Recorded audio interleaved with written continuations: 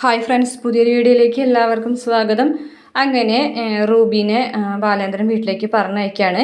റൂബിനെ പറഞ്ഞയച്ചതിൻ്റെ ആ ഒരു ദേഷ്യം രോഹിത്തിൻ്റെ മനസ്സിൽ നിന്ന് പോകുന്നുണ്ട് കേട്ടോ. രോഹിത്ത് ഭയങ്കരമായിട്ട് ദേഷ്യത്തോടുകൂടി തന്നെയാണ് കേട്ടോ ബാലേന്ദ്രൻ നോക്കുന്നത്. ബാലേന്ദ്രൻ ഭീഷണിപ്പെടുത്തുന്നൊക്കെ ഉണ്ട്, മേലിത്തരം പ്രവർത്തികളൊന്നും ആവർത്തിക്കരുതെന്നൊക്കെ പറഞ്ഞിട്ട്. പക്ഷേ ബാലേന്ദ്രൻ അങ്ങോട്ട് പോയതിന് ശേഷം ആ റൂം മുഴുവൻ അടിച്ച് തകർക്കാണ് കേട്ടോ രോഹിത്ത്. അവിടെ ഉണ്ടായിരുന്ന സാധനങ്ങൾ മുഴുവനും താഴ്ത്തഴിഞ്ഞിട്ട് പൊട്ടിക്കിന് കേട്ടിട്ട് ബാലേന്ദ്രൻ വന്ന് നോക്കുകയാണ്. നീ എന്താണ് ഈ കാണിച്ചു വെച്ചിരിക്കുന്നത്, എത്ര നാശനഷ്ടങ്ങളാണ് നീ ഉണ്ടാക്കി വെച്ചിരിക്കുന്നത് ചോദിക്കുമ്പോൾ ബാലേന്ദ്രൻ്റെ മുന്നിൽ വെച്ചിട്ട് സാധനങ്ങളൊക്കെ അടിച്ച് പൊട്ടിച്ച് ദേഷ്യത്തോട് കൂടിയിട്ട് പുറത്തേക്ക് ഇറങ്ങി പോകുകയാണ്.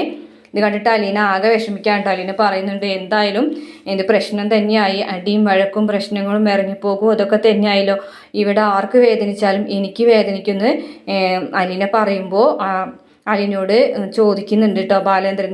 വൈജയന്തിക്ക് വേദനിച്ചാലും നിനക്ക് വേദനിക്കുമോ എന്ന് ചോദിക്കുന്നുണ്ട്. കാരണം വൈജയന്തി അത്രമാത്രം അലീനനെ ദ്രോഹിക്കുന്നതല്ലേ. പക്ഷേ അപ്പോൾ വൈജയന്തിക്ക് വേദനിച്ചാലും എനിക്ക് വേദനിക്കും തന്നെ അലീന പറയാണ്. ഇതേ സമയം ഹരിനോട് നടന്ന കാര്യങ്ങളൊക്കെ പറയുമ്പോൾ ഹരിയും രോഹിത്തും കൂടിയിട്ട് അലീനനെ എന്തോ ഒക്കെ ചെയ്യാൻ വേണ്ടിയിട്ട് പ്ലാൻ ഇടുന്നുണ്ട്.